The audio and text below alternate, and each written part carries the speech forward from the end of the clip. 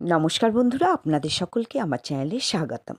ঘরের ঠাকুর শ্রী রামচন্দ্র, শ্রীমতী কিরণবালা মজুমদারের লেখা। আমি বইটি মোটামুটি শেষ করে ফেলেছি পড়ে, পাঠ করে। তো আর দু একদিন হয়তো পাঠ করব।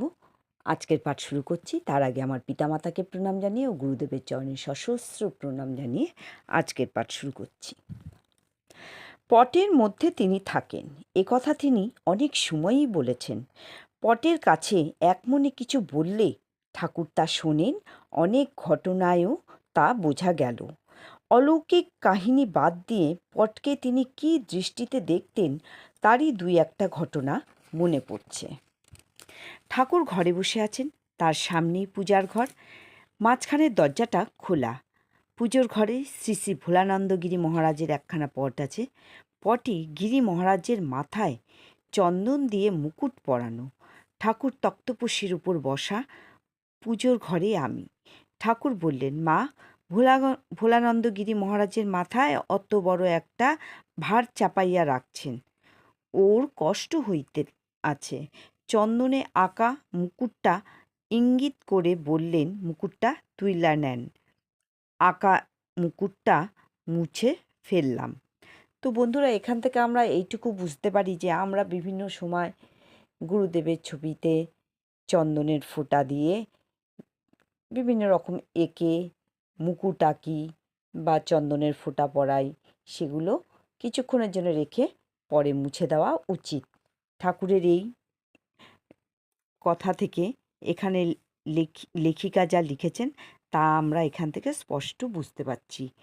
সুতরাং আমাদের এইটুকু বুঝে চলা উচিত। আমি পর থেকে পাঠ করছি। এরপর আর একদিন ঠাকুরের পায়ের চন্দন লাগানো তুলসী দেওয়া আছে। সকালে দেওয়া তুলসী চন্দন, রাত হয়েছে, তুলসী চন্দন শুকিয়ে গেছে। ঠাকুর সেই পটের দিকে তাকিয়ে বলতে লাগলেন, মা, সারাদিন চন্দন মাখা থাকলে চচ্চর করে, পটকে অযত্নে রাখলে সেই কষ্ট তার নিজের অঙ্গে লাগে।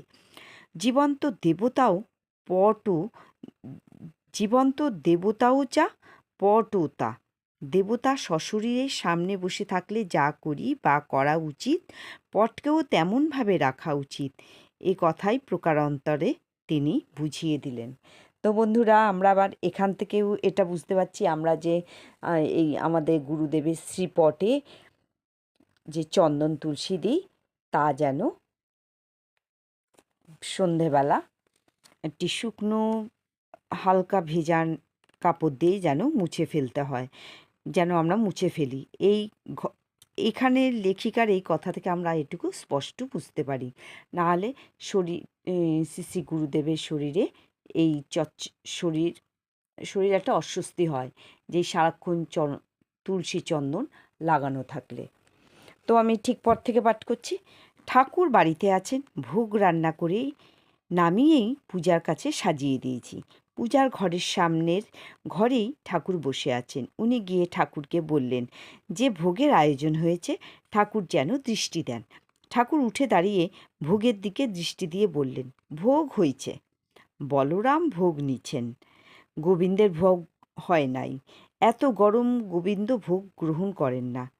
ঠাকুর কাকে বলরাম আর কাকে গোবিন্দ বললেন তা আমরা বুঝিনি, তবে এইটুকু ঠাকুর বুঝিয়ে দিলেন যে ভগবান যদি মানুষটি হয়ে ঠিক মানুষের মতোই সামনে এসে বসতেন, তাহলে যেমন করে দিলে মানুষটি খাদ্য গ্রহণ করতে পারত, দেবতা ভোগও সেভাবেই দেওয়া উচিত। উনুন থেকে নামিয়েই খেতে দিলে সেই উত্তপ্ত খাদ্য যেমন কোনো মানুষ গ্রহণ করতে পারে না, দেবতাও